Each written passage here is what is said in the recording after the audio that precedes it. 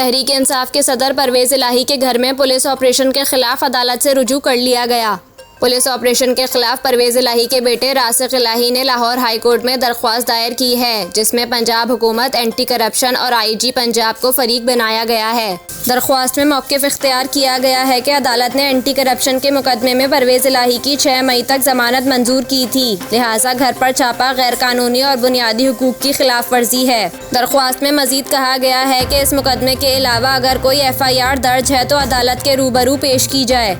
दरख्वास्त में इस्तदा की गई है कि अदालत ज़हूर इलाही रोड क्लियर करने का हुक्म दे और पुलिस को हटने की हिदायत जारी करे, जबकि अदालत हिफाजती ज़मानत की मियाद मुकम्मल होने तक परवेज इलाही की गिरफ्तारी रोकने का हुक्म दे।